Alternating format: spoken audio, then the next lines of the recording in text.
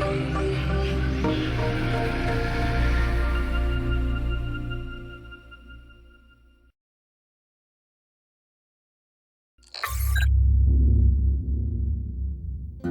I'm Christian Allen. I'm Creative Director at Red Storm Entertainment, and I'm going to be taking you through the developer diary so you can learn a little bit about what goes into developing Ghost Recon Advanced Warfighter 2.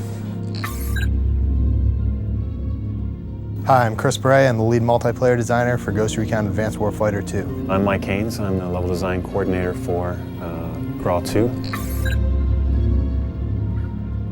The cooperative campaign in Ghost Recon Advanced Warfighter 2 brings even more to the table than it has in the past. You're going to have a unique 6-mission campaign set in Panama. This time the storyline is interlinked with a single-player game. So while Mitchell is taking down insurgents on the border of Mexico, the Ghosts are down in Panama stopping the flow of weapons to those insurgents. We're also tying the Narcom in a little bit more to the actual co-op mission, so you'll be receiving your mission objectives that way instead of just through voiceover from command. The co-op campaign is going to be about 6 missions altogether, and that's 50% longer than the original GRAW 1. Well, our fan feedback had a big impact on the size and scale of our co-op spaces. We had those pitched around really interesting locales like the locks, for example, around the Panama Canal, or Caldera. It's extremely rich. There's a lot of variety in the space. There's a lot of variety in objectives. One of the things that we are adding to the cooperative campaign is a new dynamic objective system. These actually become key tactical choices in the co-op mission.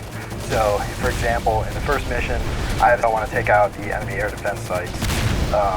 If I do that, I can get an allied Apache helicopter, and they're going to support me and take out mechanized threats throughout the mission.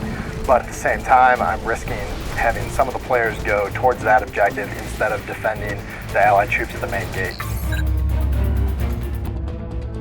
There's almost twice as many maps in GRAW 2 as there were in the original GRAW, and then the diversity of those maps has also been increased. We've got a lot of small maps, we've got a lot of huge maps, and then we've got a lot of ones right in between. We've got everything from the Hydro Dam to more tropical natural settings like Lagoon, sort of like the traditional Ghost Recon experience. One of the cooler maps is Crash Site, which is the wreckage of a giant C-5 transport plane. Hydro Dam is an example of one of the spaces that's going to be pure, 100% team-on-team carnage. Well, basically, GRAW has always been a very team-oriented experience. So naturally, for online, that translates to clans, and that's something we were able to do with GRAW 2. We'll allow people to create their own clans. They'll be able to set custom logos, custom names, custom information for the entire clan. In addition to that, they'll also be able to play clan games. In GRAW 2, we've got a totally new respawn system from what we had in the original GRAW. What we're doing is, instead of giving the players just choices between 3 different areas to respawn in, we're taking an entire zone and automatically choosing the best possible place for them to respawn. Ghost Recon Advanced Warfighter 2 is bigger, better, and badder. Basically what we've done is we've taken the graphics, taken those to the next level, added more advanced lighting effects, more advanced special effects. You'll see the heat shimmer off of explosion. So we've really amped it up on the graphics side, which is something people wanted, and then also on the gameplay side.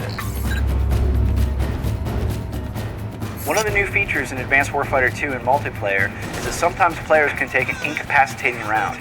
Now, if they get hit, sometimes they won't die, they'll just go down. You have to get to that teammate, provide medical attention, and get him back up into the fight. Well, healing works really to make the gameplay even more tactical than it was in GRAW 1. It encourages players to move in small units. If you're working with a group of 2 guys, you get incapacitated, your buddy can move up, take out the threat, and then medic you, and you guys are good to go. Obviously, a big part of Ghost Recon is weapons, and I'm a weapons buff, and I'm loving to see the new weapons that are coming into Advanced Warfighter 2. The signature series in GRAW 2 is going to be the X4 Storm series of weapons. Some of the other cooler weapons we have are the M32 MGL, which is the multiple grenade launcher. This is definitely a personal favorite, and a favorite with a lot of people around the office. We've also got M18 Claymore mines, which are perfect for clearing an entire street. You can set them, go around the back, wait for your enemies to come by. You can use the drone to set up the perfect ambush, and then trigger it and clear an entire street with one blast. Both the customizable game mode system and the character identity system are returning in Ghost Recon Advanced Warfighter 2. Now with the customizable game mode system, you have hundreds and hundreds of different ways that you can play. With the character identity system, you still have the key elements, but now you can choose different things, like you can choose to play as a female, which is one of the big requests from our fans. And you have a lot more different options focused on the Future Force Warrior gear that's showcased in Advanced Warfighter.